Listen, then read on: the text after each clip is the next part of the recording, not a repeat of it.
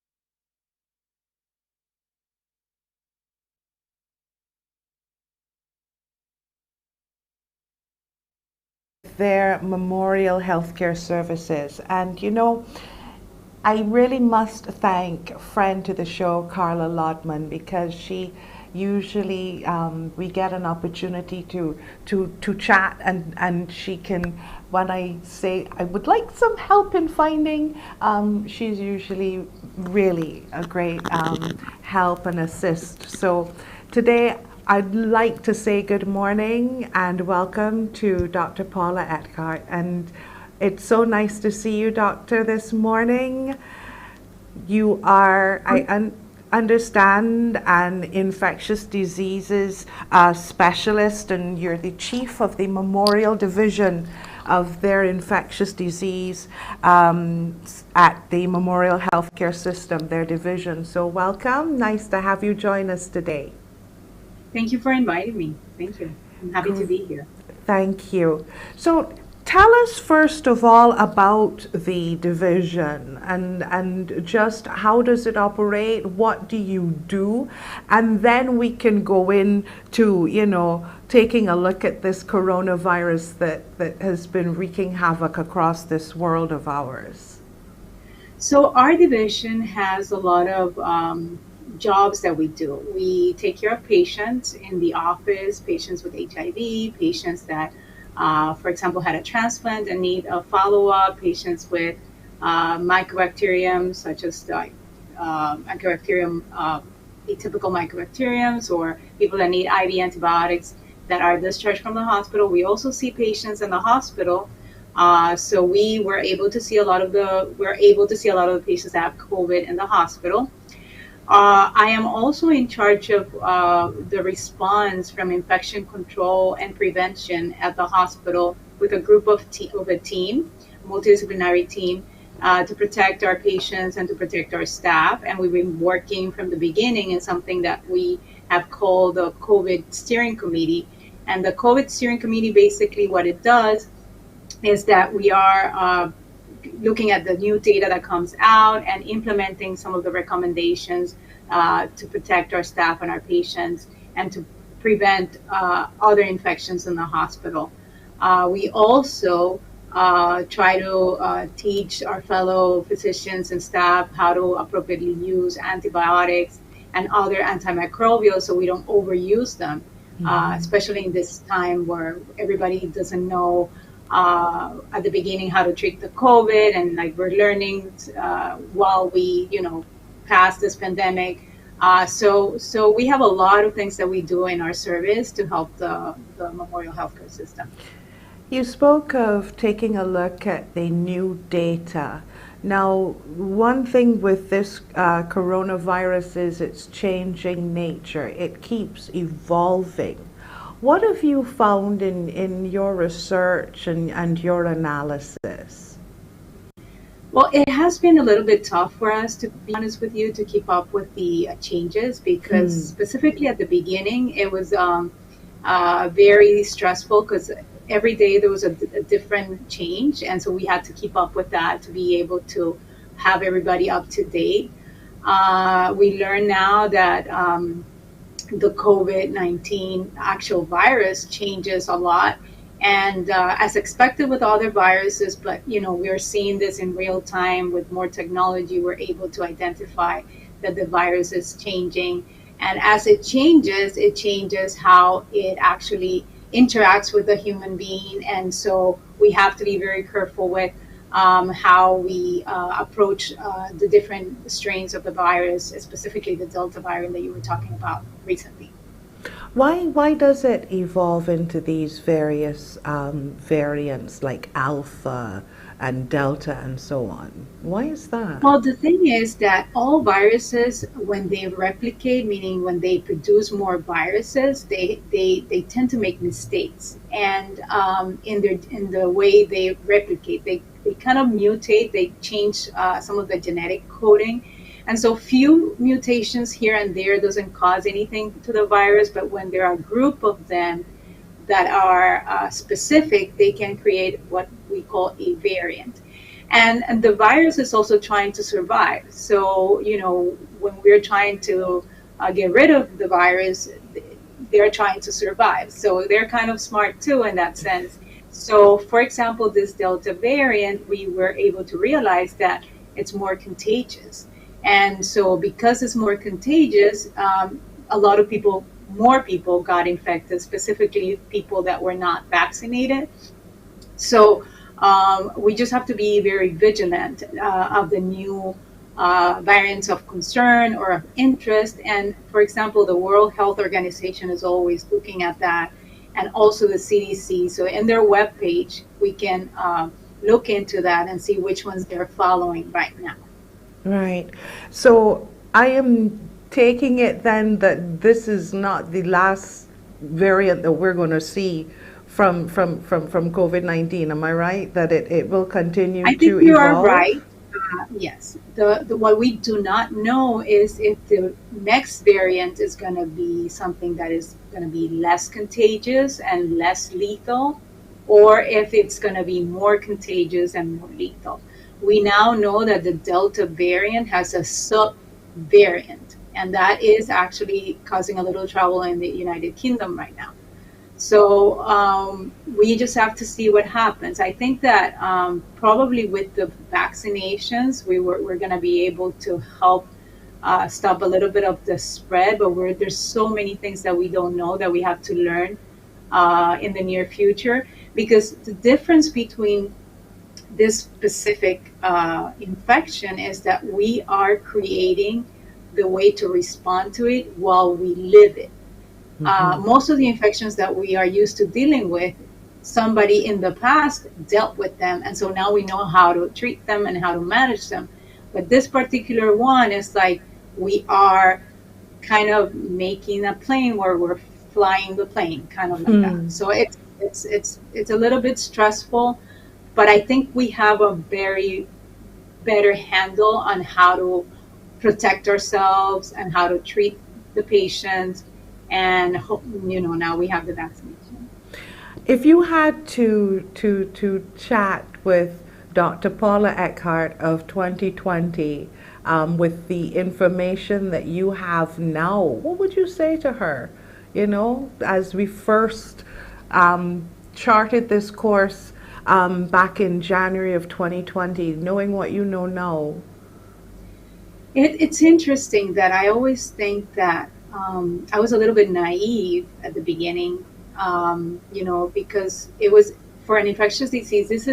It's an exciting situation because it's something new. You want to learn about it, but I was a little bit naive in the sense that I thought it was going to stop at some point. And but in the back of my head, I knew it was not true. But every time we had a surge and we went down, I was thinking, well, probably this is the last one. And then we had another one. So I would just say to my 2020 self that I just have to be very cautious and take every day as something that you learn every day, and not accelerate myself to think that I know it all and that there's nothing else to learn from this virus. Because at the beginning, I think it took a lot of people out of guard how long this was going to be. We probably thought it wasn't going to be this long, even though in the back of our heads we always thought, this is something new. We don't know too much about it, but you always have the wishful thinking that this is going to stop. And at Memorial, we have experienced already 4 surges. And we just passed one of the worst ones we've had by taking care of a lot of patients with COVID in the hospital. Yes, and now you mentioned the subvariant, and my mind goes, okay, pause, Peta, let her explain that, because I did notice last night that on the little ticker tape on the bottom of the screen, it mentioned that the UK now is seeing a 16% increase in cases. So is this the subvariant, and what is a subvariant? Well, it's just a modification genetically of the particular variant. So it's just a change in the genetic material, and so it gives the the virus kind of a little bit of an advantage. I think in the UK they have a different experience because they have used different types of vaccination. So I don't think that, for example, the US can compare specifically to UK because of the type of vaccination they're using over there and the approach they have over there. Mm-hmm. So hopefully, my wishful thinking again, we are not going to experience any of that anytime soon here. But you always have to think that something is going to be coming Right. uh, next. Yeah. How much does weather affect this coronavirus?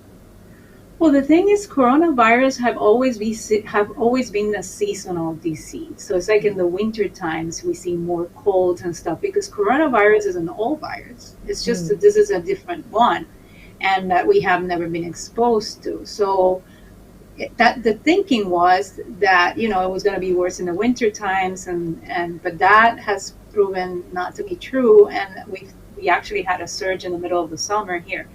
So have a lot of to learn from this virus still.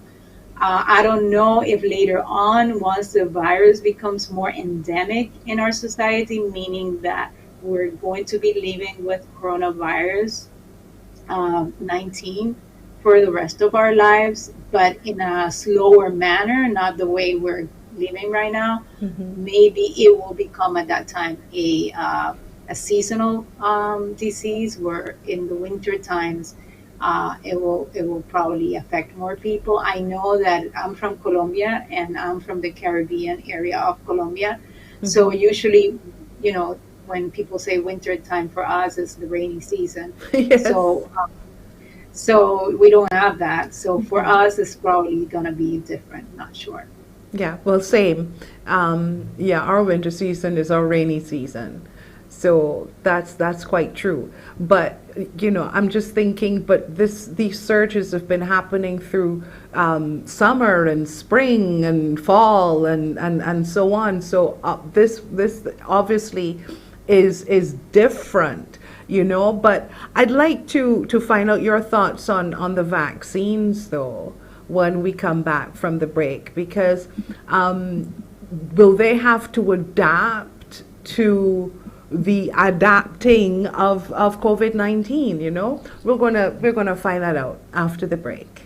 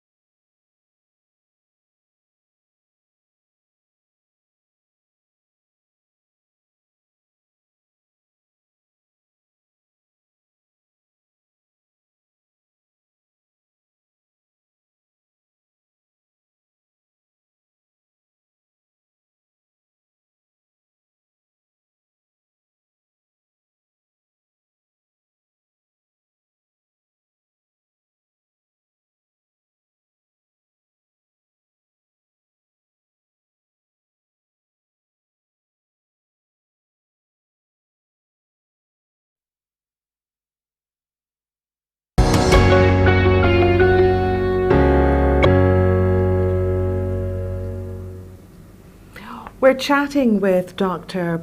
Paula Eckhart, who is an infectious disease specialist and chief of the Memorial Division of Infectious Disease at Memorial Healthcare System and a medical director of Memorial's Infection Control Program.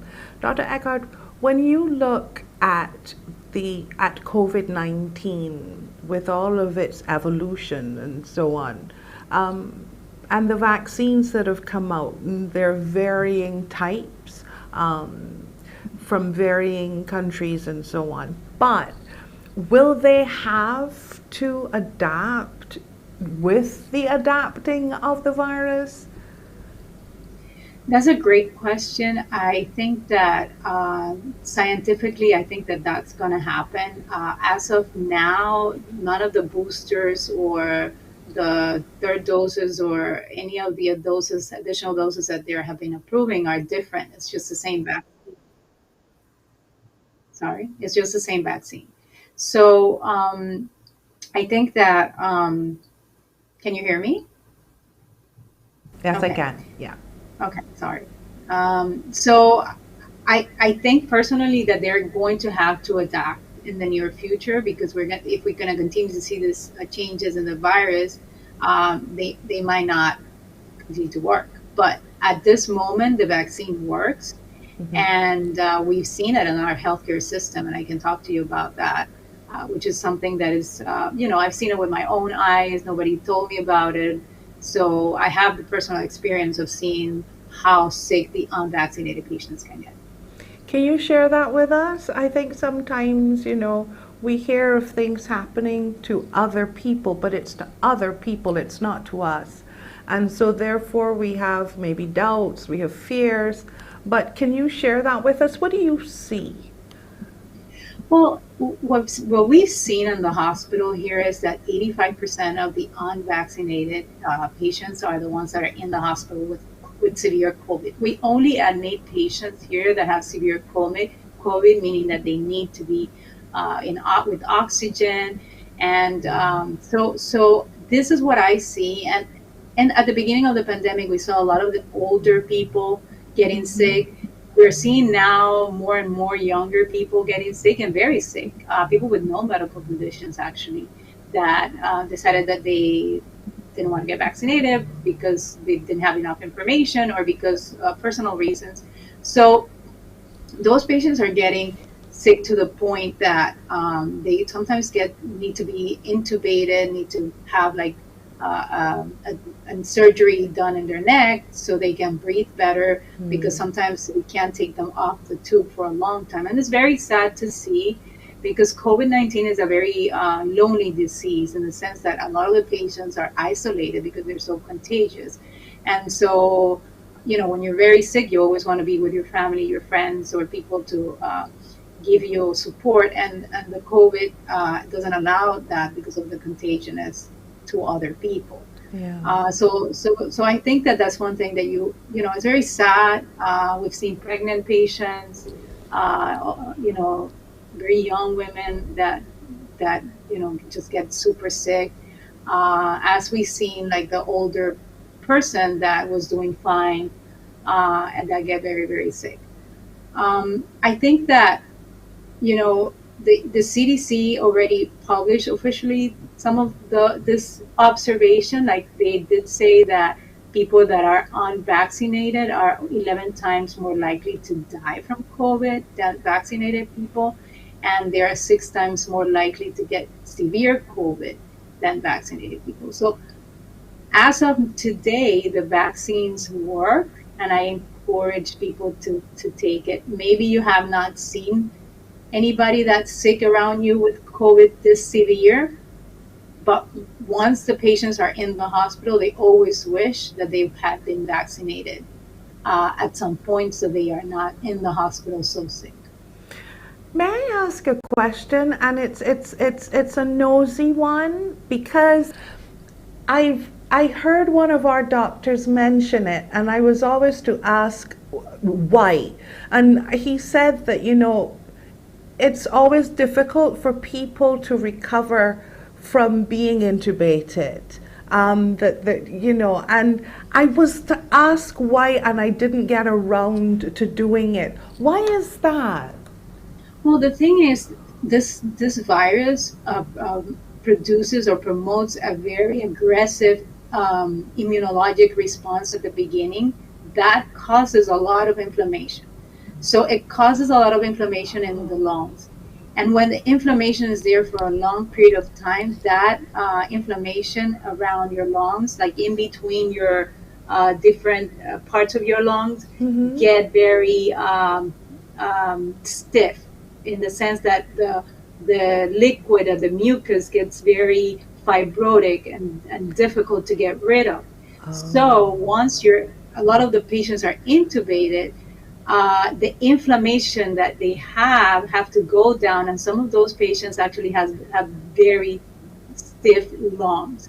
So some of them, we can't take them out of the ventilator, and some people just die because we can't give them enough oxygen, because the lungs don't expand as they're supposed to, and because of the thickness that they have now, the oxygen doesn't go from the lung to the bloodstream. And so that's why it's so difficult. So you want to prevent as much as you can for the patients to end up in the situation of getting intubated. So you know, once the patients get into the hospital, we need to treat them right away. If they're qualified for treatment, for anti-inflammatories that we give them, and all the other therapies we're giving now before they get into that part where they need to be intubated. Because once they're intubated, there's a lot of people that die in that group. We have been taking people off the machine, but if the person has, let's say, a chronic like COPD because they were a long time smoker, then that puts them at very high risk of being able to get off the ventilator. Thank you. I always was to ask that question, and now I understand. So the whole thing is not to be put on the ventilator, not to get to that point. You know, so it's important that you make sure that you get vaccinated, because again, it's been shown that once vaccinated, you don't usually get the severe type of COVID-19. That's you prevent the severe, yes. And then there's another treatment. I don't know if it's available there, but something called monoclonal antibodies that have shown that if you give them within the 10 days of the starting the symptoms, it prevents progression to end up in the hospital.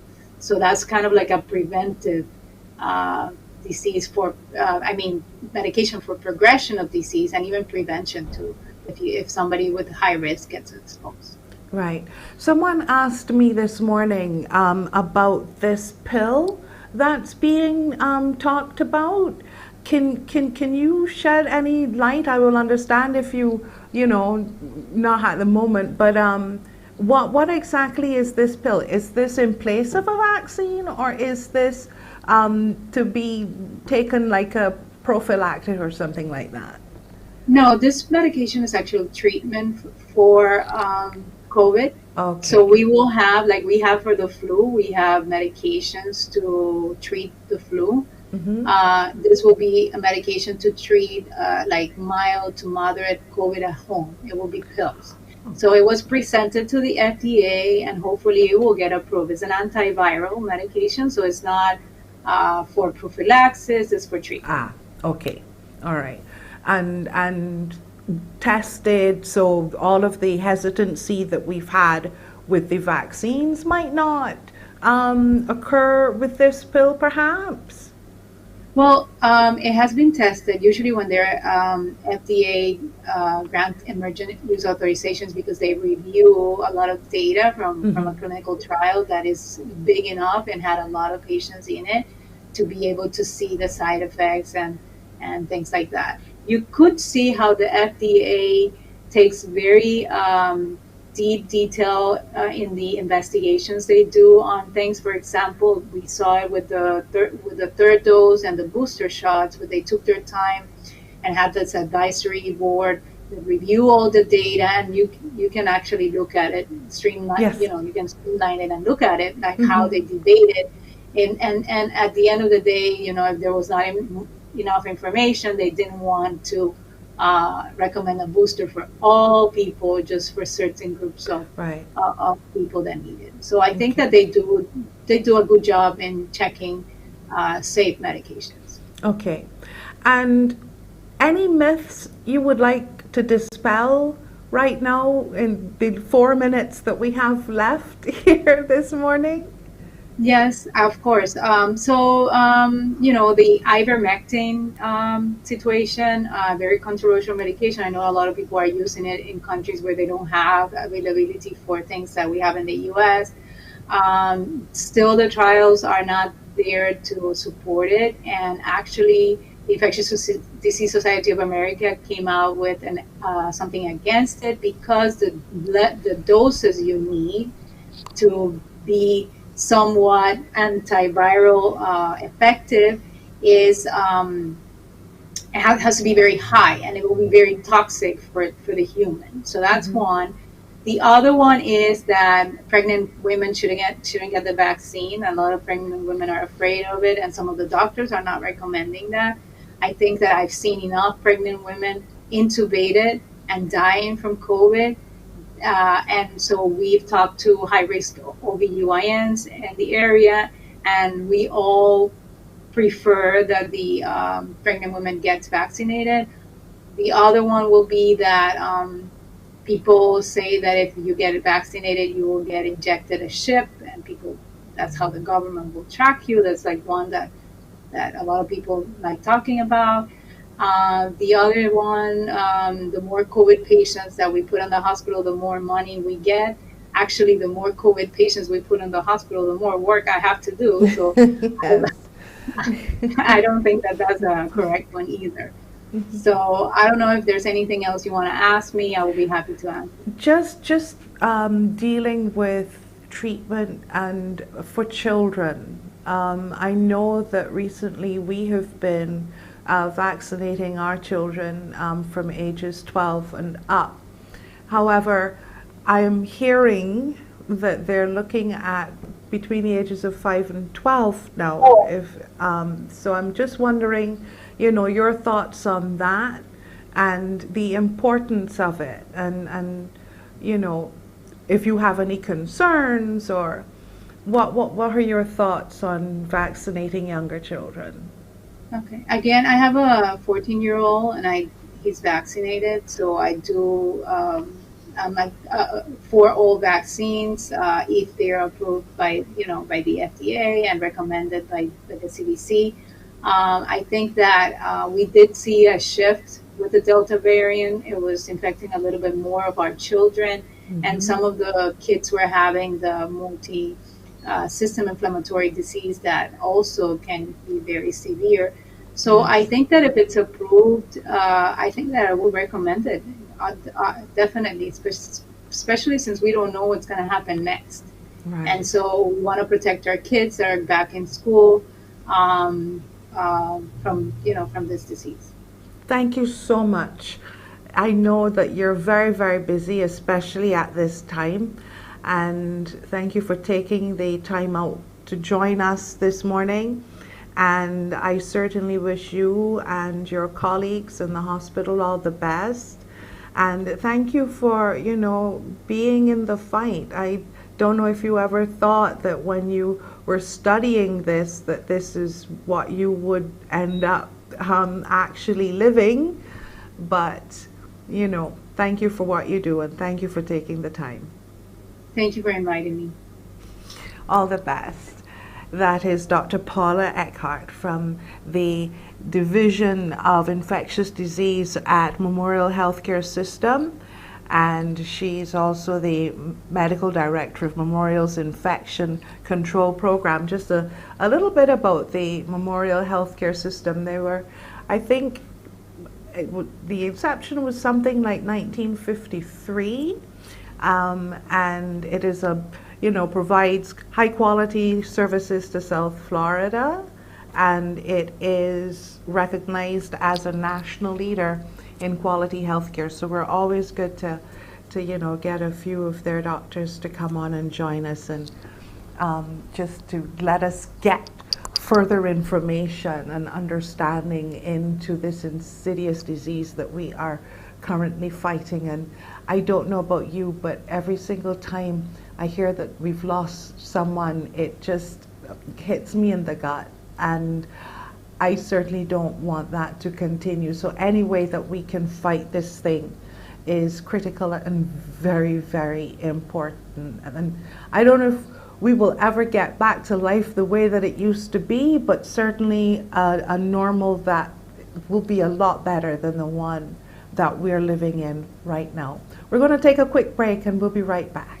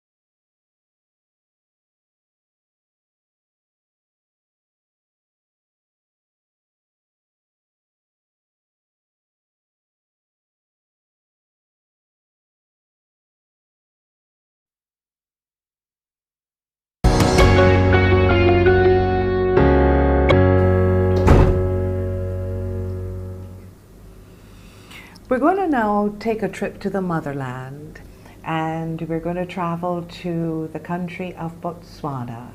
And we're going to meet Nigel Amos. And Nigel is a Botswana-born international athlete who won his country's first and only Olympic medal. And that medal was silver at the age of 18. Nigel, welcome. It's so great to see you. Thank you for taking the time and joining us today. Thank you for having me on the show. It's a really great privilege for me to be able to share my voice across the world from the motherland continent, as you say. Yes, to the Caribbean, to your offspring, if you can put it that way. Let's go back, Nigel. Let's go back to the early days when you first discovered your like and perhaps your aptitude in sports, that you were able to excel and might even do better on the world stage. How did you get involved in sports? I grew up in the farms of the northern side of the country, in the farms in a small village of about 400 people. For me, I was always looking for the opportunity to get out of the streets there and do better and come back as a better person to motivate the young kid back in the street. And sports was the tool that I had that I thought would take me to the next door, and it did eventually really took me to the next door and took me to the world stage, you know. It was always about just getting out of the street and being better than the next guy, being better than all the people that grew up in the street. Because I grew up in the village, where people like me not supposed to come up that area, but I wanted to break the barrier and show the young kid in the area and show my young generation that it's possible. Despite where you come from, you got the wings to fly. Right. Talk to me about your village. What was it like growing up there? What was your family structure like? Was it matriarchal, mother, grandmother, or, you know? No, it's extended family. family. I grew up in a family of 4 people. You know, I was raised by my grandmother. I've never known my mom. I've never known my dad. So I think it was that kind of traditional family where you all stay in one group, one family. It's a clan. It's come to be a clan of love and a clan of growth. And it's always been my inspiration to be always out there and do better, to build a better home for my family, you know, a better place where they could always come and interact and bond as a family. Yeah. So what was your training like? Because we're talking about, good morning, Agnes. Thank you for joining us. What was your training like? You know, growing up in that village, how did you get the opportunity to train? I was a very smart kid in terms of education, so I got the opportunity to get to this senior school where it's a class before the university. That's where I got the exposure to the world of sports, where coaches saw me the potential in me and gave me opportunity, you know, where I ended up being in the national team from there. And I just from there I saw it as a ticket for me to get away from poverty, a ticket for me to run away from hunger. And then eventually it became a ticket to change the community and do better for the community. Right. Why middle distance running? I think I got the endurance, I got the speed, so I just wanted something that will bring the whole two elements together. And when the combined is the bread is better and better. You know? Okay. And yeah. I've seen some pictures online of you there. There you are, yeah. You know, at the various international events, because it wasn't only at the Olympics that you shone. You also did in Doha, the World Championships. You know, there you are, all the way from Botswana across the world, and winning. Yeah. That was certainly an amazing opportunity that you had. And I saw some images as well. I don't think I have that one. Hi, Phil. Phil Phillips is saying he's happy to see his friend Nigel. And we are going to talk about his humanitarianism, Phil, so thank you for that. But when I saw the images of you running with others, I'm not sure, and all they had was a little note saying training, you know, but there you are running across the plains in Botswana. It's not a track, it's not a hard surface, well, not a hard surface, but a surface for running on, you know. How did you make that transition? I think as my grandfather always said, to get to the next door determines, whatever you have now determines how you're going to get to the next door. You know, whatever you do now in the area where you are, the opportunities you have, the resources you have, you got to use them to get you to the next door. Which is for me, I grew up in a hometown where there was no that inspiration of sports. There was no sports field in the village, you know.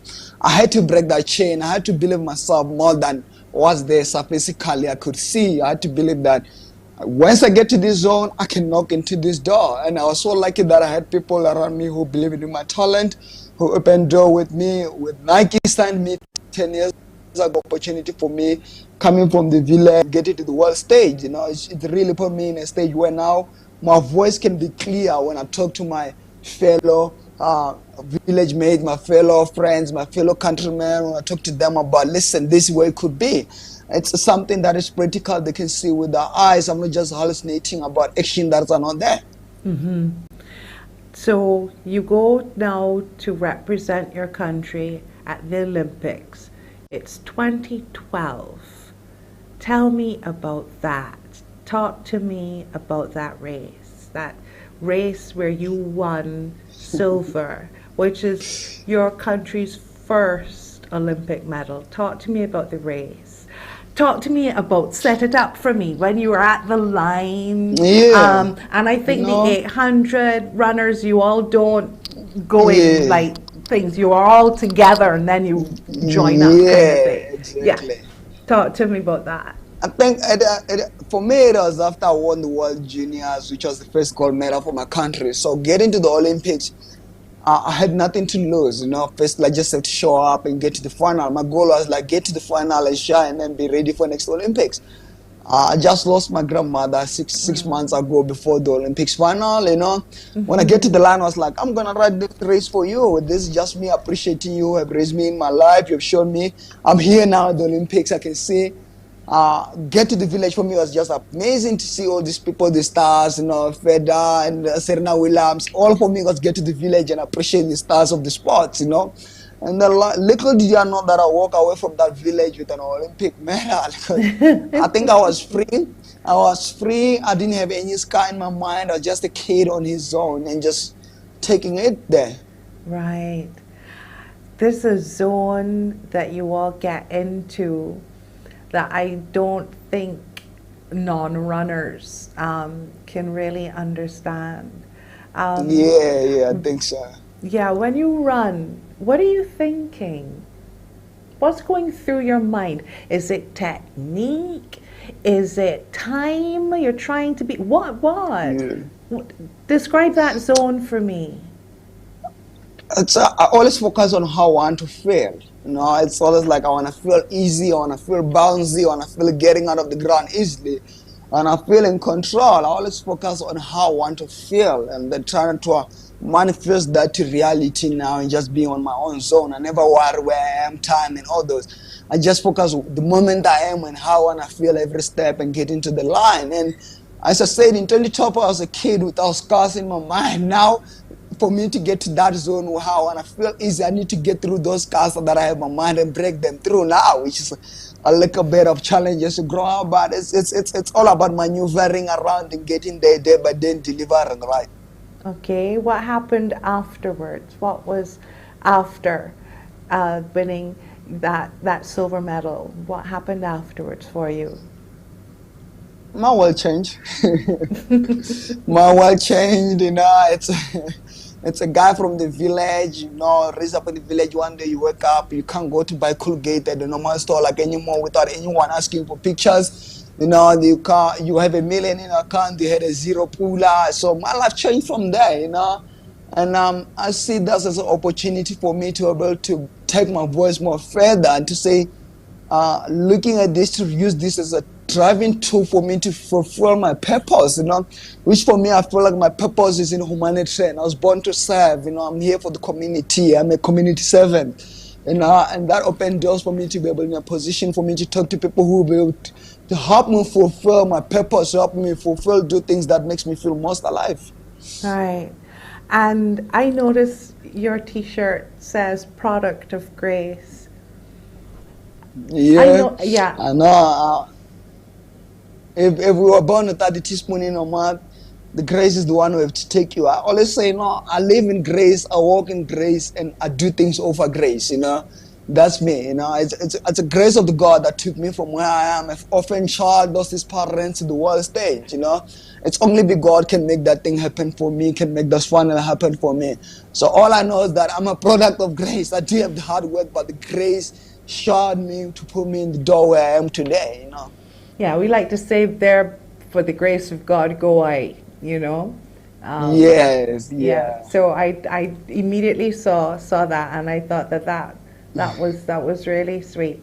But I can imagine that you have a really positive impact on children when they see you. They're all excited to meet you. What kind of feeling of responsibility does that give you, Nigel?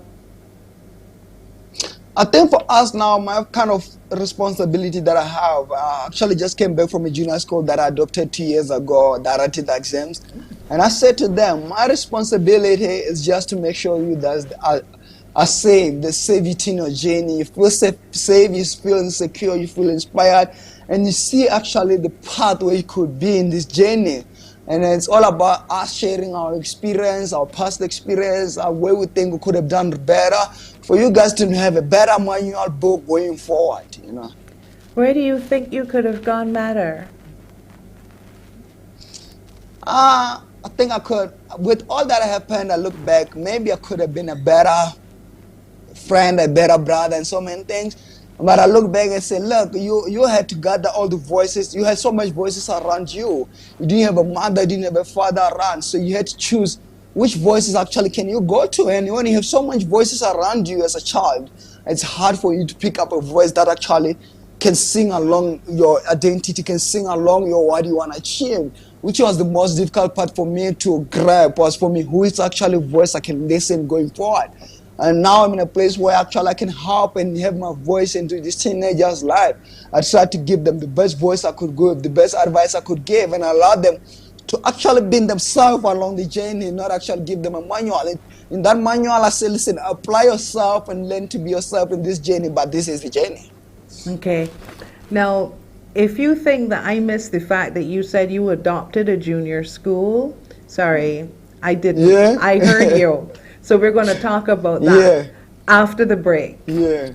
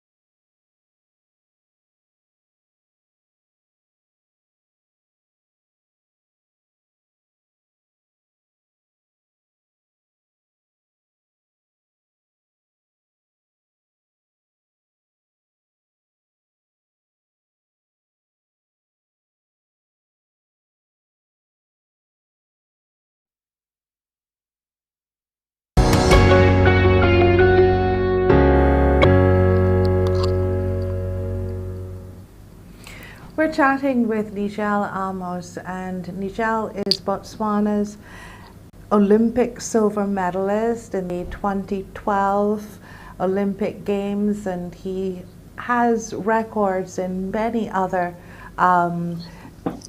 experiences with world championships and so on.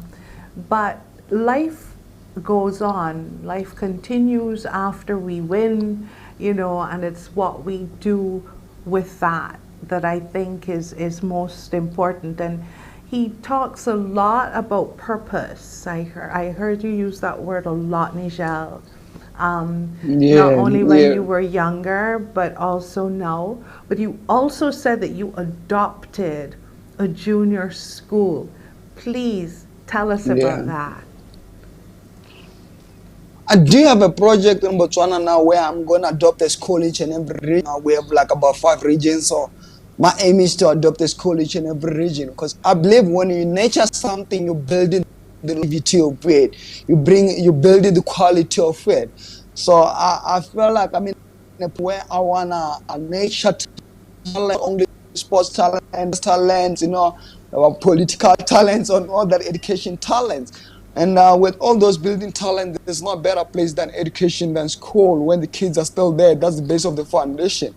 So I want to adopt this school and be able to lay the foundation through those schools for them to be a better people in the society at the end. Okay, and this is a sports school, or this is a regular junior school, doing normal subjects? No, this is a regular school doing normal subjects and all those. Yeah. It caters for everyone and all those classes of the world. And I had to take the school that bring school kids from different angles of background, middle class, lower class, the upper class, you know. Because that way the culture is shared, you know, the levelness and everything is shared, education experience and just life basically experience is shared. So that's why I adopted that kind of school, to come in and be the bridge between those gaps and actually show them the other side of the world. Because once I know that I've nurtured them, I'm sure about that longevity, I'm sure about the quality of the leadership that he could get away from them. So that's what I'm working on. She's saying, no, a country doesn't have role models, a country doesn't have leaders that are building, they actually have a little bit of flossing and a plugged direction. So we're trying to clear that direction for the next generation. And mentoring, that is quite critical. Exactly, true. Especially when it comes with children who have grown up like you, without mom, without dad. So how do you deal with that? How do you mentor or find others to mentor? I do have a mentorship program. What do you call? We call it a brotherhood relationship, a brotherhood shape. You know, which have a sisterhood shape. So I do get sisters to come in and be part of the project, to be able to talk to a girl child, because as a boy there's certain topics that I can get to limited when I talk to a girl child. So I needed the girl to come in the project to be able to be there and talk to girls openly, and I do that room to talk to the guys openly, to tell them, well, when you get to this stage of life as a man, these kind of things, a young man, these kind of things that you need to experience and need to challenges that you could face. And I think if you go this way and this way, you are in a better place to be a better man into the society and a better human being, you know. Yeah, you also have a foundation, so I assume that this is the work of your foundation. So yes, of course. Talk to me about it. I like the smile that you have when you think of that. All these projects that are under the foundation. And the foundation was launched because I grew up in a society, in a village. So in a society of a village, you get to have guys who just steal petty things and they end up in prison. You have guys who steal cows. You have guys who steal those things and they go to prison. And what I realized is that once someone goes to prison, they lose their respect in the society. They lose their place in the society. And then from my observation is that when they come back from prison, it's so hard for them to adopt back into the society and have a space. So we started NIJEL Amos Foundation, which is have a mother, a sister company called Dream Empire, where now we're hiring ex-convicts. We become a bridge between them and a prison back into the society. We give them a place where they can develop their skills, interacting skills with the community, and just taking them from there. And then eventually the company grow up to be actually where now we can have internship. Students come from the university, they come get experience, they need to get in the working class from there, and all those. It's just, I call it a home of opportunity, a second home for the kids. You know, it's just a place where everybody can come and actually put their own image in the world, how they always aspire for it to be. Right. There's that room. And what has been the reaction to it like? Have, a lot of people come on board to help, and also a lot of the guys who have been in prison, have they, come out and assisted afterwards? Yeah, we really did have a successful people we encountered with. They come from the project. Some of them now they're running their own businesses. They got back into the community that's stable. They got back into their family members that trusted now by their partners, that trusted by their families. And for me, that's the success that I was looking for when I started the project, to see them getting back in the community and be people of integrity. And that's what always been done. A better community, a better society, a better country, and that starts with a better world, right? Right. And your background, of course, is track and field. But are there other sports that you get the children involved in? Have you looked at, like, I don't know, football? Y'all have cricket? Yeah, no, I do. Yeah, we do have cricket. It's not that good. But I have to check, That's they have to check and be great, They have to check and be great. But I put myself appraised all the sports in court. I'm a better soccer player than athletics. I do have a soccer coaching license. I'm a qualified soccer license coach with USA football, with USA football and FIFA. I do have a qualified credentials in that line. So what we do, we bring in all those people from different sports grounds, from different grounds, and come and help us to develop. Because I believe I was raised by the community, I believe the more hands you have, the more brains you have, the more different mindsets you have, you can always actually come with a unique product. So I always bring those people from different angles and say, listen, you from the healthy society, come here. You from the psychological society, come here. You from here, physical society, come here. This is what I have here. How do you think I can make this a better person, a better product in the society? So I try to actually talk to all the elements that needed for that product to be quality and engaging all those stakeholders. And what do they tell you when you ask them that? How do they see, themselves assisting in getting that person to be, a good, positive person within society? What do they tell you? What needs to be done?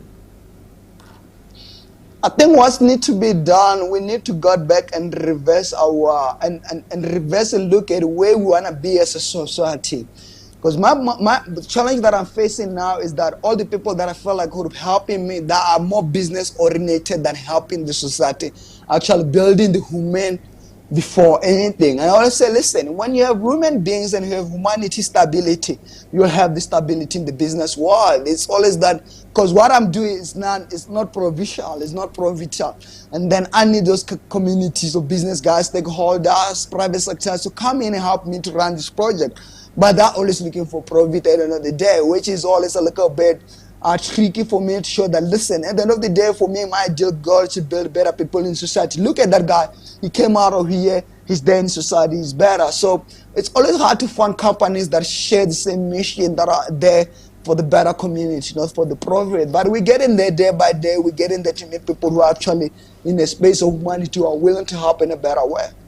Do you find that people are willing to put their money where their mouths are, No, it's not. It's never always the case. Never always the case with what I found out.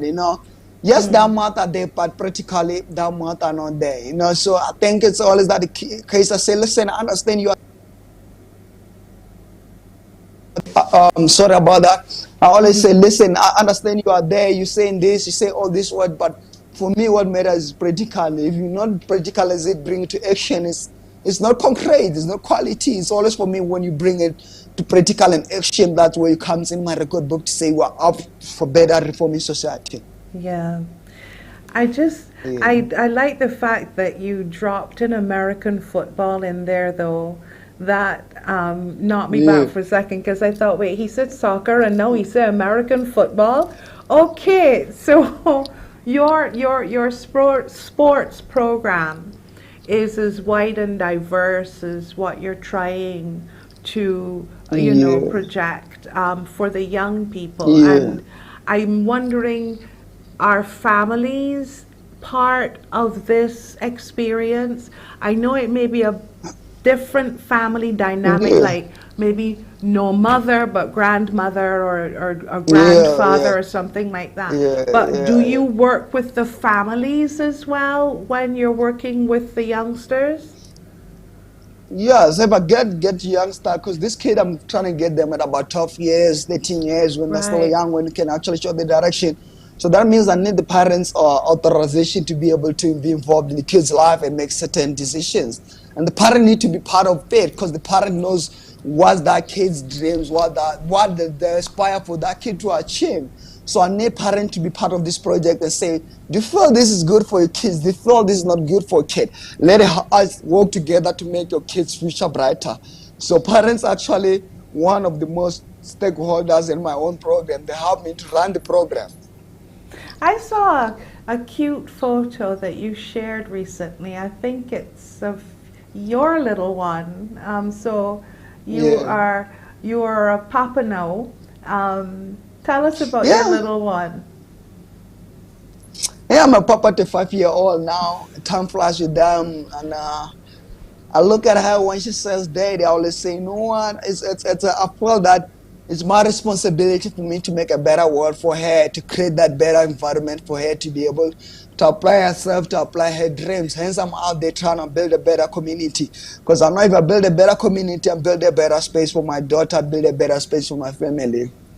And you're also bringing her up next to you, seeing what you do and how you help. Yeah. So Yes. the photo I saw was when you met, I think, with now correct me if I'm wrong, because I'm doing this from memory. Yeah. The president and his Yeah, wife. yeah. Yes. And you were at lunch when you were Yes. meeting with them, and she was with you. Yeah, so I tried to take her to these doors and say in the future I'll show you. Look, I took her. You had a lunch with the president in a 5-year-old, you know, all those things.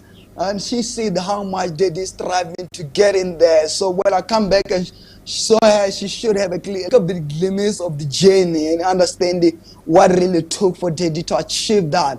When I say, listen, this is what I wanted to continue, she understood a little bit glimpse of the foundation, where that comes from. Because I always believe where there's a foundation and people are involved in the foundation, to build the roof and the hall is easier because they know why the foundation was built and they've been part of the journey. So I'm trying to bring it to be part of the journey, part of the legacy of the Nigel Amos Foundation. Because if I do that, I see it as a family business, a family mission. It's no longer individualization. It's something that needs to continue despite me being alive, being out. So it's a family generational legacy that needs to be continued to the next generation. I like that. We tend to forget our legacy sometimes. We try to find our purpose, but oftentimes we don't think about passing it on. And exactly. So I like that. But I'm going to take a quick break right now, and when we come back, we'll wrap up. Thank you very much, Karen. Yes. She's saying it's a wonderful show. But when we come back, I would like you to tell us about your country, Botswana. We know of names and we see people, but I want to find out about the place that's near and dear to your heart when we come back from the break.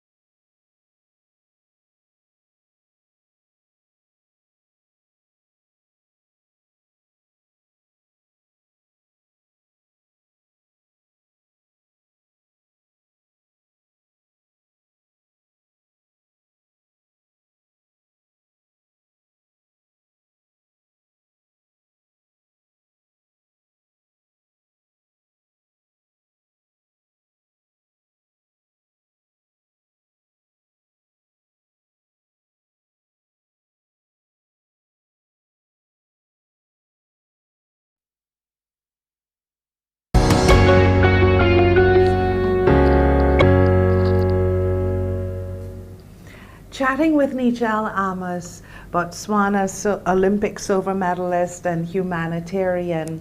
And, you know, after like picking his brains about what makes him tick and why he does what he does. And, you know, he's doing such great work with young people and shaping young minds. It's an opportunity for us also to learn about the other countries in Africa. I think I know three things about Africa, Nigel. I know when it comes to Botswana, I know now Nigel Amos. I know that Botswana is landlocked. I don't think you all are near the sea-ish. And I also know about Blessing Okabare. So, Nigel, tell me about Botswana. And it's funny that two of the things that I know about Botswana are that the runners, the track and field. Can you hear me? What's going on with this network now? Can you hear me? All right, it seems as though we're having an issue right now.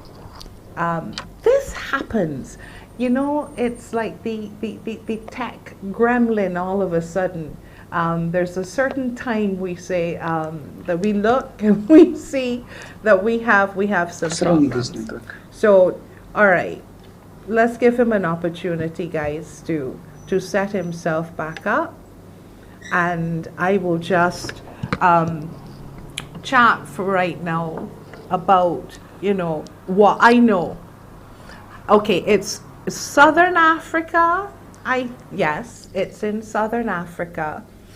It is landlocked, and I wanted to find out, you know, what their foods are like and what kind of animals are there. Can you hear me? No. Can you hear me? Yeah, I can hear you now. Can you hear Okay. me? Okay, that's great. Because there's a certain time that we seem to get a tech gremlin, and I don't know where it comes from, why, and I'm glad that you're back.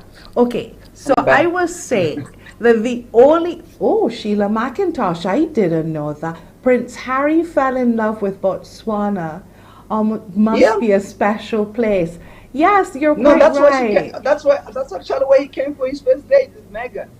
Yes, I forgot that. So that's four things I know.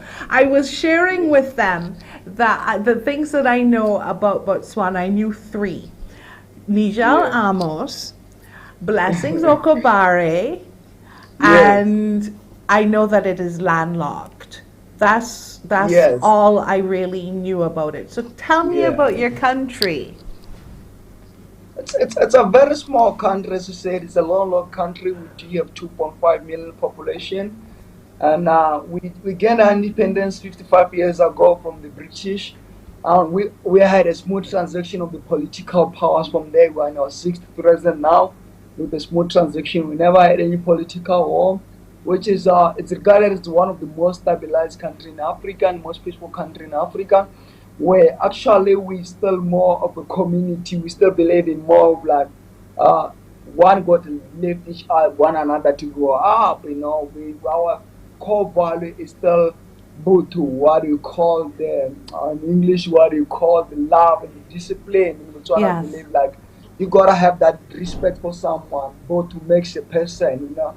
So we're still a country that's actually centralized into the culture, centralized into developing human being that actually can live with others in harmony. What is the national dish of Botswana? Ours is, well, they say flying fish and cuckoo, but personally I think it's macaroni pie. But tell me, what's yours?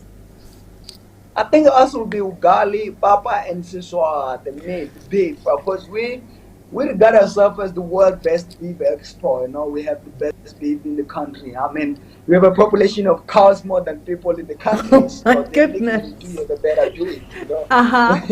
And you said your dish was what? Yes. How did you pronounce it? Papa and siswa. Papa siswa, and yes, it's like. Okay. It's just like maize meal and meat, and just like soft meat. Okay. Yeah. And when we think of Africa, because of all of the tourism thrust and so on, we think of the safaris.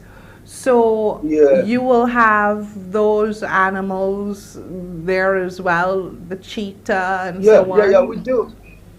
Yeah, we do have all the big five wild animals in Botswana and more than that. Botswana is regarded as one of the world's best tourism area, because after Tanzania we are like number 2 in Africa. You know, You get out there in the Delta. We do have the place where I think it's one of the only places in the world where men can't haven't destroyed the nature. It's still beautiful. All the nature, you just come out of there renewed and feel as a new person, which I feel like it's a place where the world need to visit. You know? Okay. So have you heard about Yeah. Barbados? I've heard about Barbados and I always wanted to visit. Are you going to invite me? Yeah, yeah. I'm thinking, that we really need to start looking at doing some exchanges.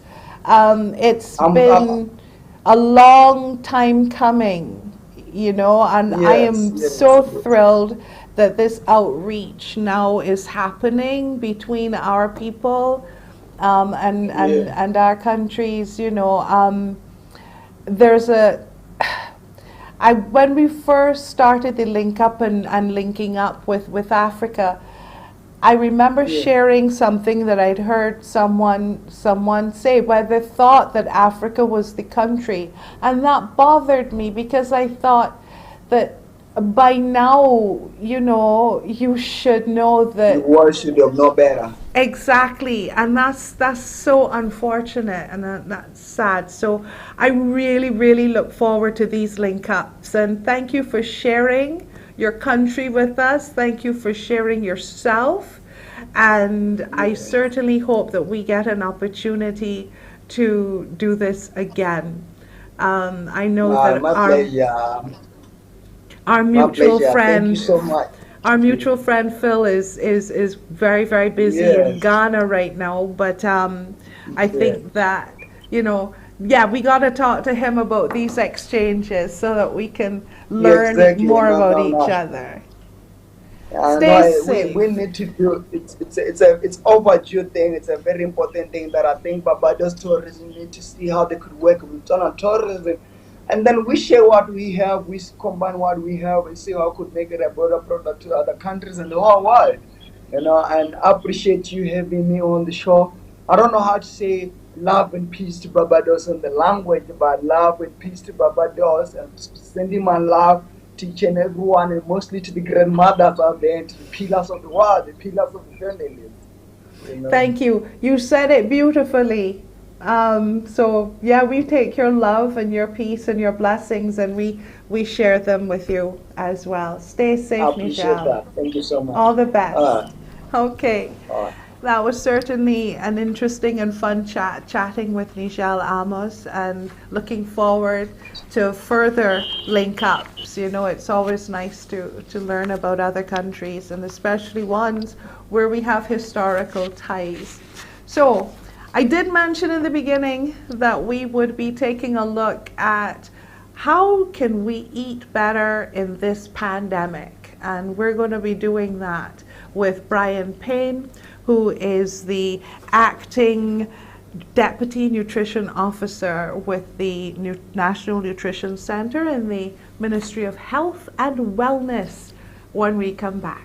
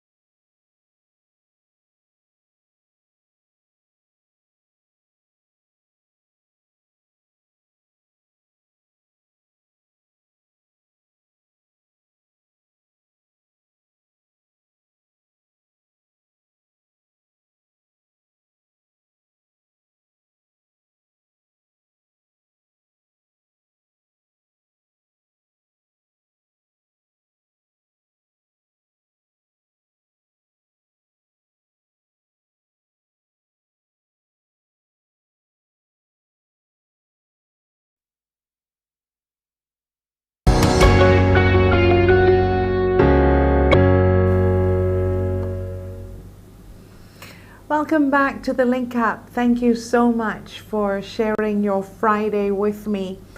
And we're chatting next with Brian Payne. And Mr. PAYNE is the Deputy Nutrition Officer with the National Nutrition Center. He's the acting Deputy Nutrition Officer. Thank you very much for joining me this morning, Mr. PAYNE.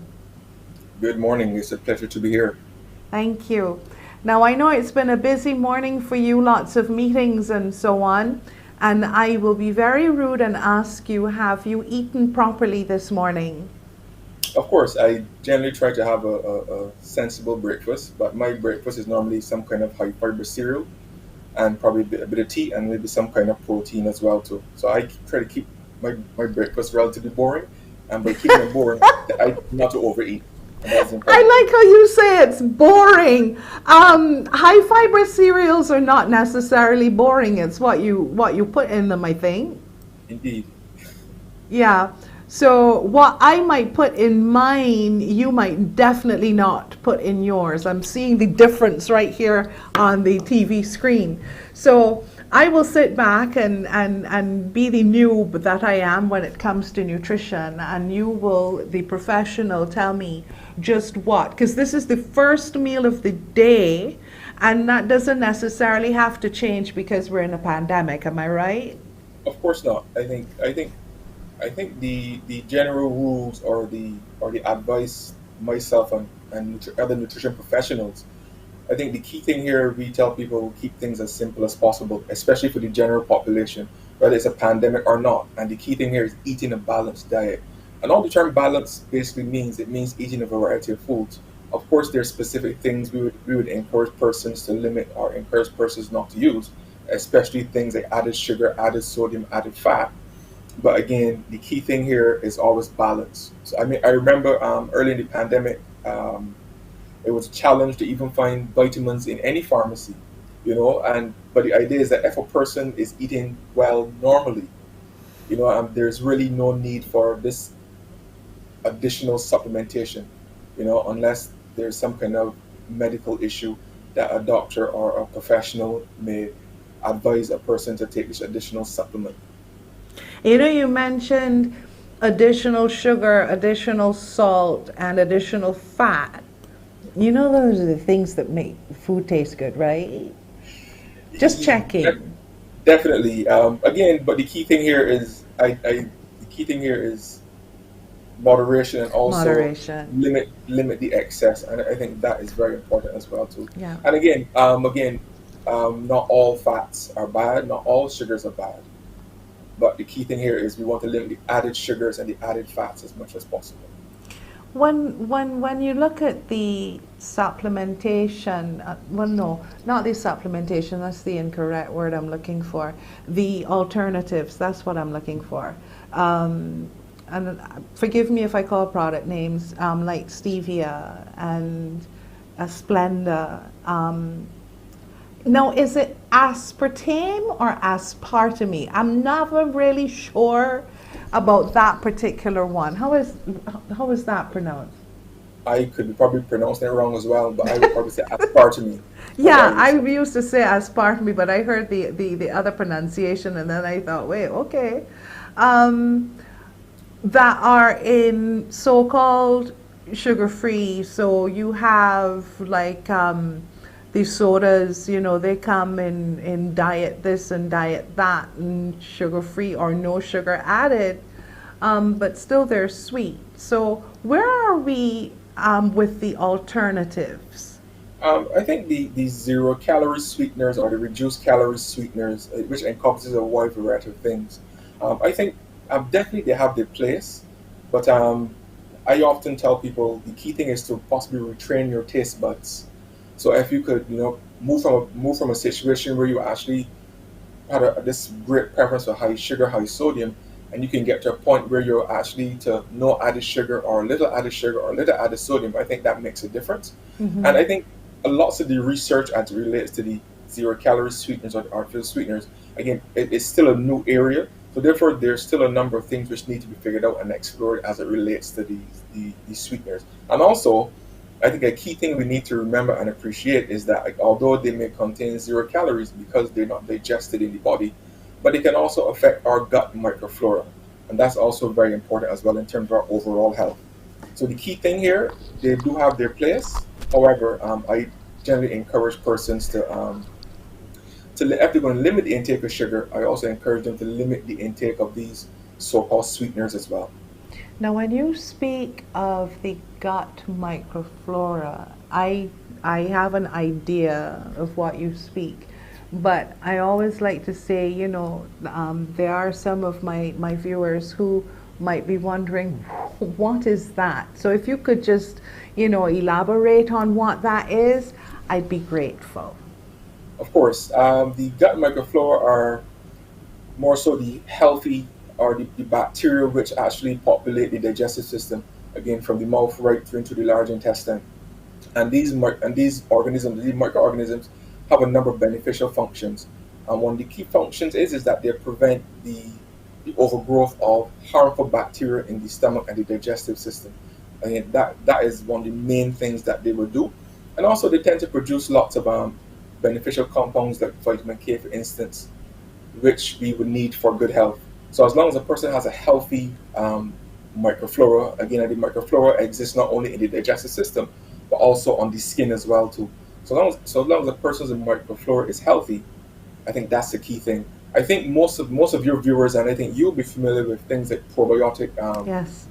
yogurts, and Yogurt. you also get the pills, which would contain to a large extent these what we call lactic acid bacteria. And again, these are important in terms of maintaining the health of our digestive system. I think that for many, though, yogurt is an acquired taste, which is unfortunate because it's so good for you and it's so good. It's an excellent snack, for many. Yes, there are some which have gone way above board now, and they've got like some kind of base and filling, and not didn't go past being yogurt, now becoming like desserts.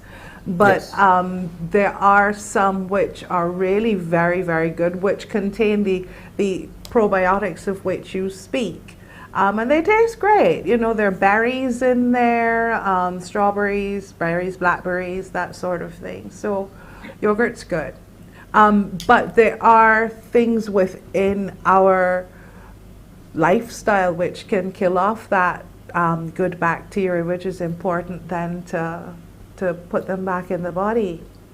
But yeah, I think the important thing is that a lot of the foods, a person's diet basically dictates, or it really informs the variety of microorganisms which tends to inhabit the digestive system. So we find that persons consume lots of high sugar, high fat, high sodium foods, their gut microflora or the beneficial bacteria in the digestive system will be very different compared to a person who has a primarily plant-based diet using sensible amounts of things like meats and fish and other high protein foods. Again, so the key thing in terms of promoting a healthy digestive system, I think the key thing is to ensure we have a primarily plant-based diet, and we also consume lots of foods which are generally high in protein. And I use the term high quality protein, and all that term basically means lean meats, fish, poultry, and that's the key thing. All right, now we have so many different ways of eating these days. There's vegan, there's vegetarian, there's pescatarian, gluten-free, this free, low this, low that. And then they went and changed the pyramid on us. So the pyramid that you grew up with, well, I grew up with, and I always say I'm a dinosaur, but the pyramid I grew up with, then all of a sudden like did a tilt and so where are we now with things like that? Because you've got the food pyramid, but then you've also got people who don't eat certain things. Where are we with that? Again, in your comment, I think you're asking a number of questions, and I'll try to address the last thing first. As it relates to the Caribbean specifically, we generally have what we call the plate. So the pyramid is more so North American, so we no longer follow the food pyramid here. Okay. And the pyramid and the plate, they basically talk about the food groups which we would have, whether it be things like fruits, vegetables, food from animals, legumes, which are peas, beans, and nuts. Then we have the fats and oils, which you want to consume a very small amount of. And then the largest food group, which will be the staples. So both the plate and the pyramid, they tend to highlight the different food groups, but in the Caribbean specifically, and in Barbados, we tend to use the plate to describe our diet. And again, I think the term diet is used in many instances the wrong way. From a nutrition perspective, the term diet basically refers to what what a person would typically consume in terms of their eating pattern or what they would eat. And as you can imagine, people eat in several different ways. You pointed out things like vegetarianism, like a person may be vegan, a person may be omnivorous. So the key thing here is that diet is a spectrum. And I often tell people a person can be vegetarian or vegan, or a person can have an omnivorous diet, and they can still get all the required nutrients, or they can still have a healthy or have a balanced diet. And that's the important thing. I think with the vegan and the vegetarian incarnations of a person's diet, I think the key thing is that they may need to pay special attention to some components of the diet, especially to ensure that they're taking in adequate amounts of protein and other vitamins and minerals. With the pescatarian, though, that's the one who I think doesn't eat meat but eats fish. Yeah. The mercury levels you're hearing now are on the rise in fish. So if you're only eating that, then aren't you creating like other problems in terms of, mercury buildup in your body? So there's just so many things, which is why I kind of like the one where you say eat in moderation. Yeah, I think you raise a good point where we talk about the correct term would be heavy metal toxicity. Right. And you can imagine. So if we're talking about fish specifically, we can categorize fish into two basic groups. We have the long-lived fish, and we have the short-lived fish. The long-lived fish would be typical things what we would call swordfish, marlin, tuna, dolphin, or mahi-mahi. So these large, long-lived fish, and because they live so long and they exist in the ocean for so long, and because they're generally predators, and shark can be considered a long-lived fish as well. So because they're generally predatory fish and they tend to feed high on the food chain, the probability that they would actually accumulate these so-called heavy metals and other toxins is significantly high compared to fish which feed lower on the food chain.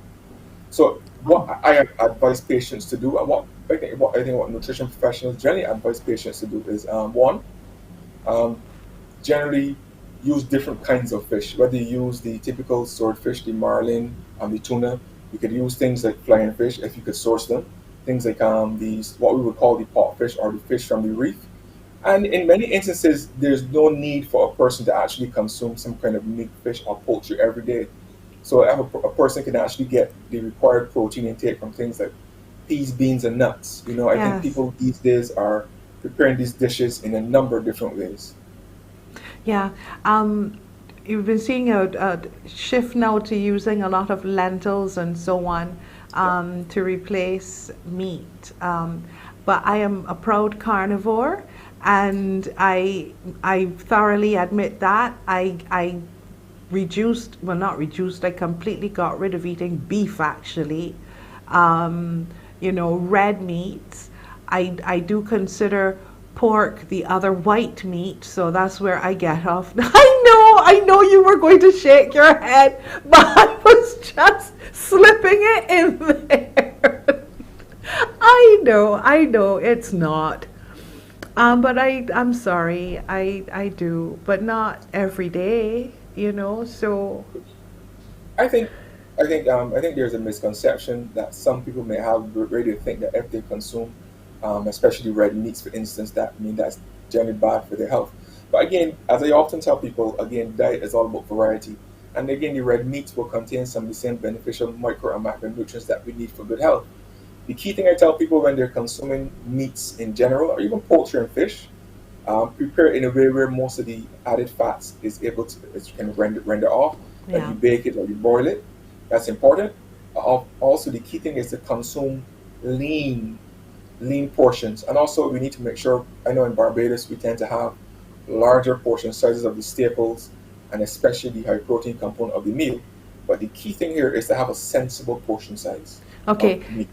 you are psychic, because that's what I was going to start to chat about when we take the break. So let's take the break now, and when we come back, let's talk about these portion sizes. When we're told that cheese should be like the size of a dice, you know, and things like that. Let's talk about that when we come back. Sure.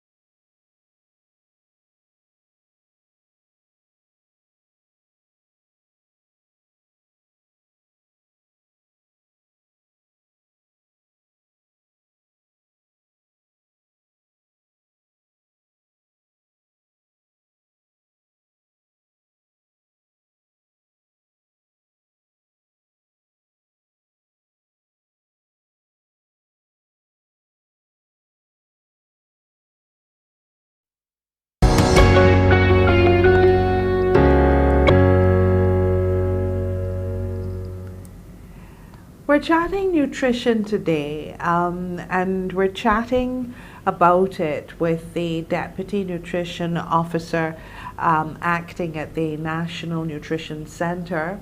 And we were just beginning to get into the interesting world of portion sizes. And it is true. We do tend to overstock and overpile our plates, Mr. PAYNE. Before the pandemic, you know, and you went to buffets and so on, and you would see everyone piling their plates with every dish that's there, and technically it's supposed to be choice. However, portion sizes, can you go through them with us? Now, I know that cheese that we like to slice off and have with our biscuits and a cup of tea, that's only supposed to be the size of a dice. A die. Sorry, dice is two, die is one. In terms of something like cheese specifically, like, as you can imagine, there's several types of cheese, but I would normally tell people just to, so it would make sense to the audience. A couple slices of cheese, of course, can be considered a portion. Between two or so ounces can be considered a portion, but a couple slices can be considered a portion. Funny enough, one slice of bread is actually considered a serving size. One slice. But the persons will generally have two slices, Two. so you have two servings. You know, in terms of things like poultry and meats, roughly between 4 to 6 ounces can be considered a portion size or serving size. But generally, the typical thing here is that we, at least Barbadians anyway, we generally have our intake of our portion sizes of the meats and the fish and the staples or the high carbohydrate foods, the rice, the pastas, the ground provisions. Our intake of those food groups tends to be in excess. Where we tend to lack, though, our intake of things like fruits and vegetables, for instance. Why is that, you think? Why is that? It's not that they taste terrible. So Why? You use the term taste terrible. That's not a ringing endorsement. But I think the No, challenge they with don't. I said it's not like they taste terrible. So why don't we you eat fruit and vegetables? you are overly positive. I think the challenge. I think there are a number of reasons why the average intake of fruits and vegetables in Barbados for the typical Barbadian is so low. One, especially things like vegetables. Most persons they don't have the taste preference for these things. So you can imagine something like broccoli or even to some extent things like carrots and beets. So the key thing is that person generally don't have the taste preference for it because they're not typically sweet. I think some people also point to the price point, which Ah, can be a detrimental factor, that's especially quite because true. That's quite true. That's quite especially true. because especially because in Barbados where things tend to be seasonal. So I often tell people, as opposed to buying the things which are out of season, which are often imported, it would make sense to source these things locally. And Hmm. of course, these things, especially once they're in season, the price point will definitely be lower, and that's Right. important.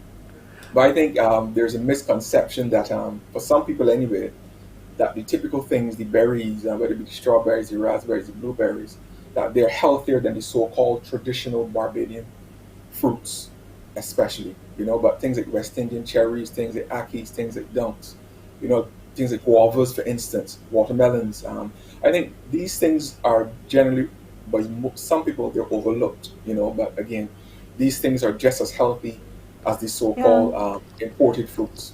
The juice of which as well can also boost the taste of those vitamins and so on, Most that, definitely, yeah. yeah.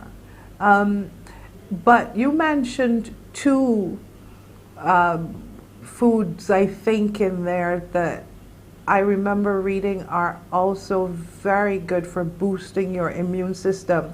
And that was something that I wanted to take a look at, especially as you hear that that's what we should be doing during this pandemic. And you mentioned broccoli and spinach. And I remembered when I read about those, I thought, I thought spinach was for like boosting your blood and so on because of the iron.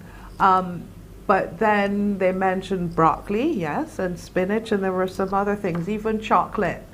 And no, not the milk chocolate, the dark, bitter one.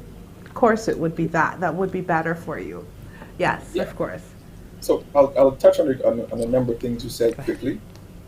Again, the dark green leafy vegetables, things like the spinach and the kale, the cabbage, the lettuce.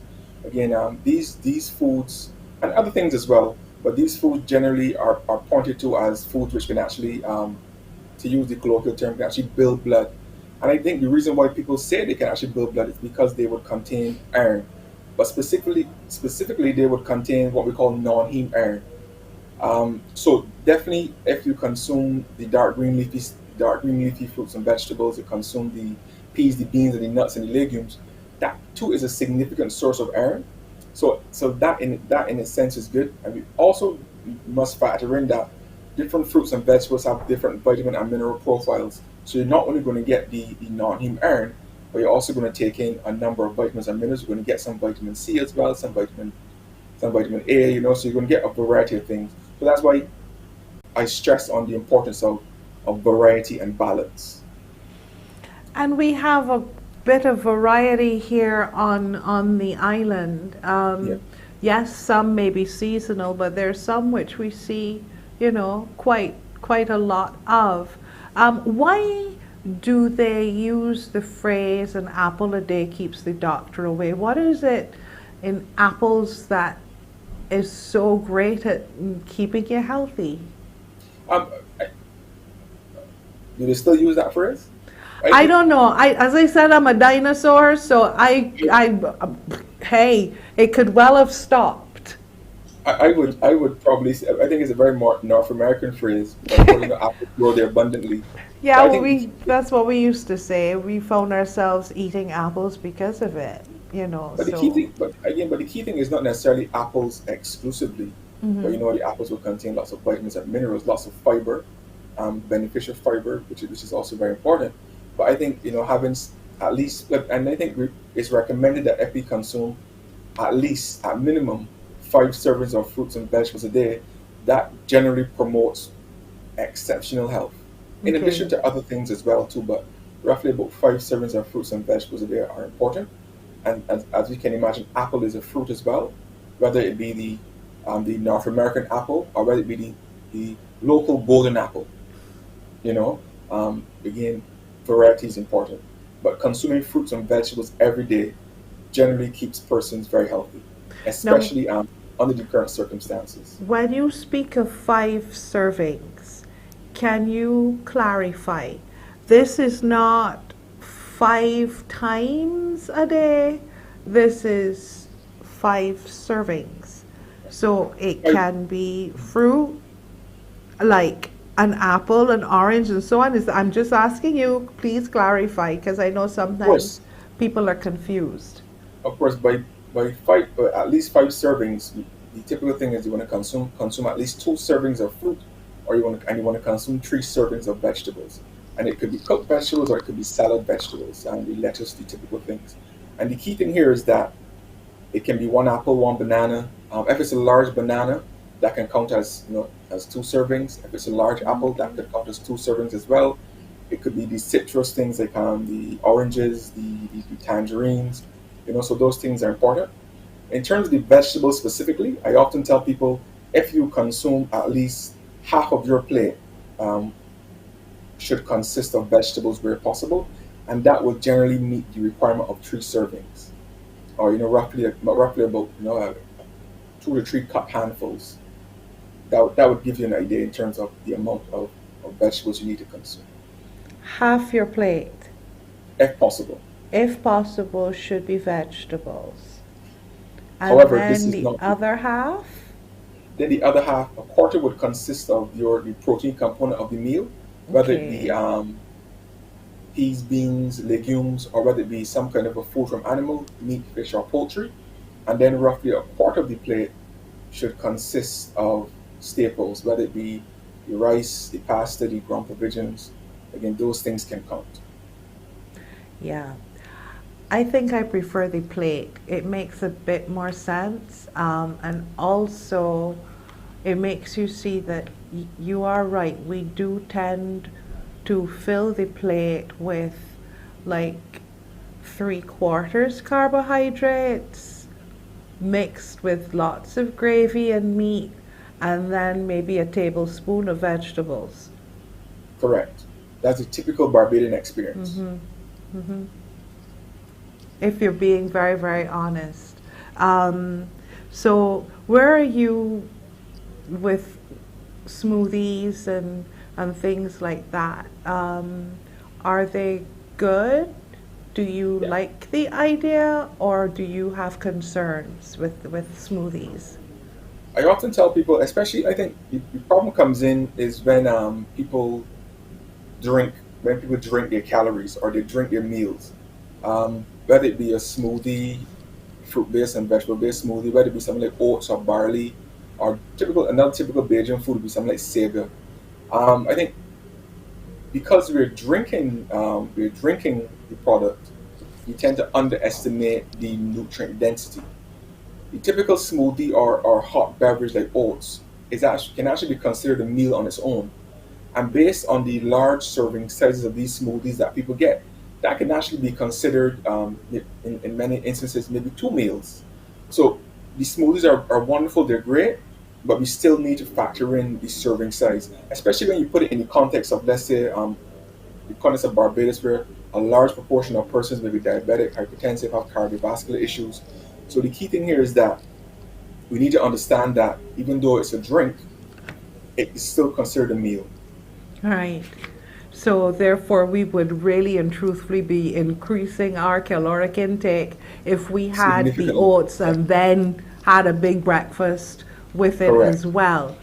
Correct. Okay, so there are a lot of things that we have been doing incorrectly, but hopefully, especially one sees the importance now during this pandemic of eating well and eating properly.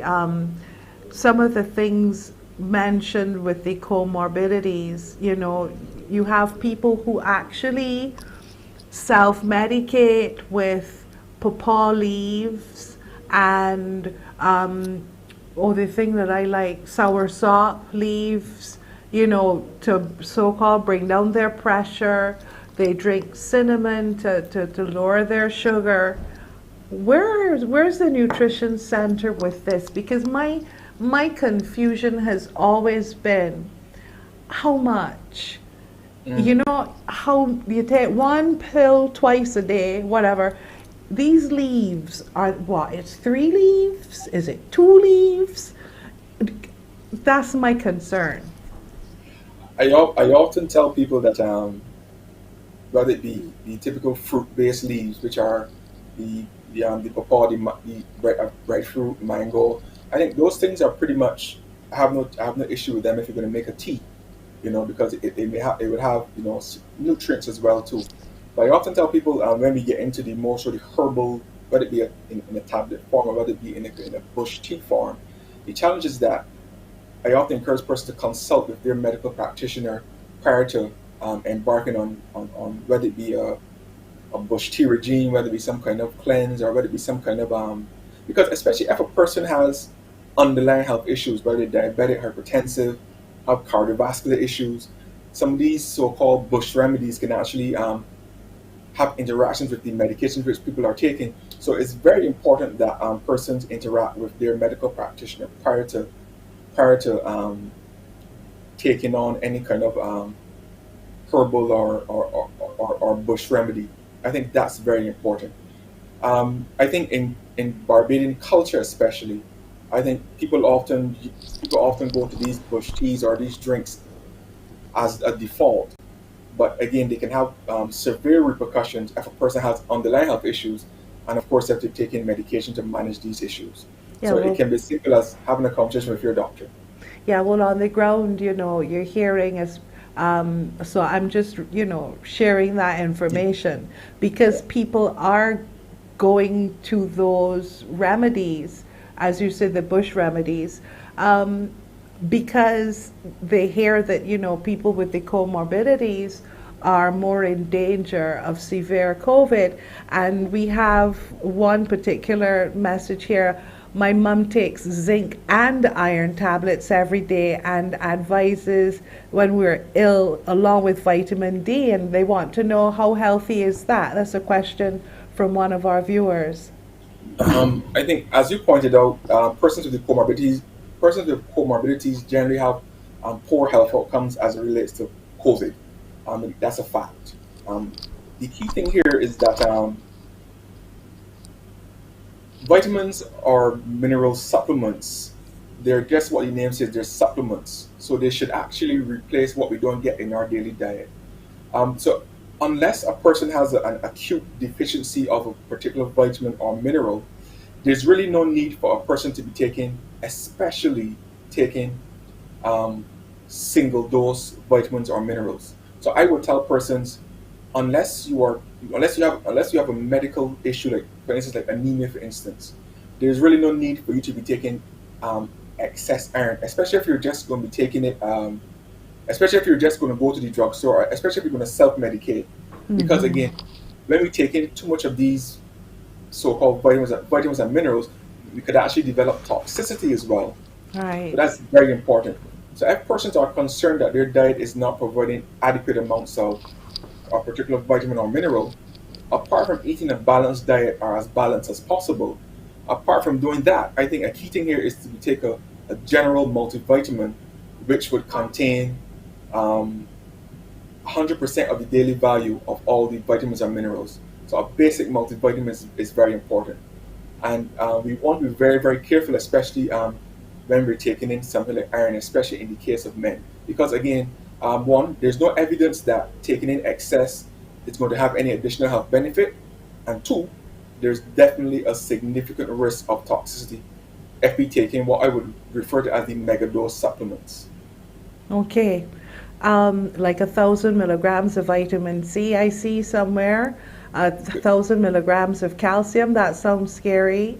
If you are having that in your diet with milk and so on, that can also increase, the chances of creating some problems. what I will also say, I'll just make 2 points quickly.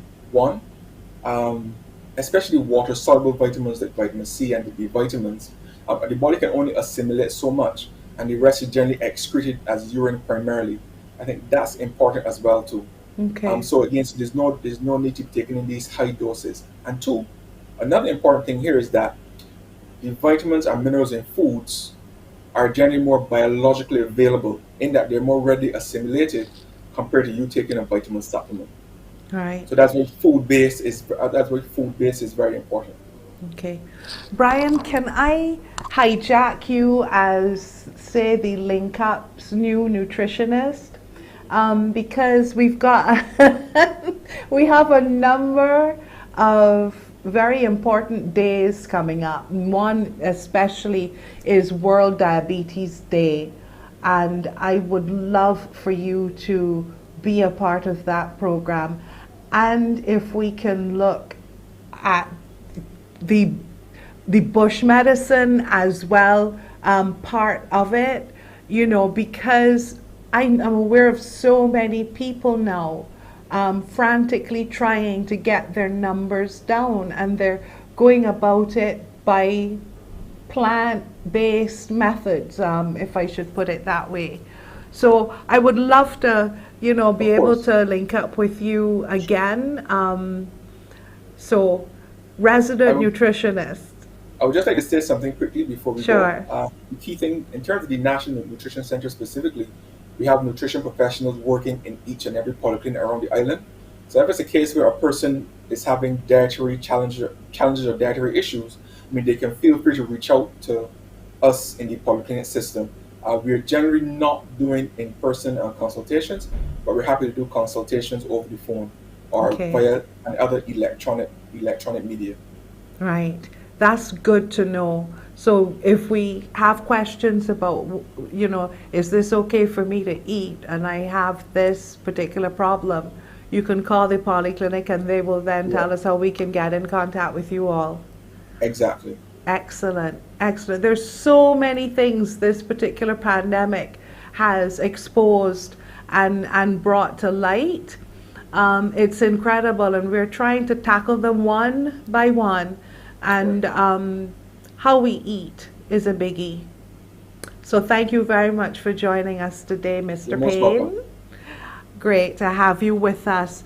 Brian Payne, the Deputy Nutrition Officer at the National Nutrition Center, and he is now officially our nutritionist right here on the Link Up. Stay safe, sir. Thank Stay you. safe. And thank you for joining us today on the Link Up. I had some information to share on the 100th anniversary of Nana Ya Asantewa. If you know how much I practiced that, and I still can't believe I still tripped on it. But anyway, who was a very strong, powerful Ghanaian woman. I think we will talk about her next week because her legacy is an interesting one, how she rescued her country from British domination and, you know, kind of guided them through. So that's something we'll chat about. But I certainly hope you had a good time with us today, that you took notes. I always remind you to keep a notepad and a pen. I certainly learned quite a bit, and thank you to our guests, and thank you for watching. Remember, if you missed some of it, you can always see it tomorrow afternoon right here at 12:30 on Channel 8. Stay safe, everyone. Have a good weekend. Bye-bye.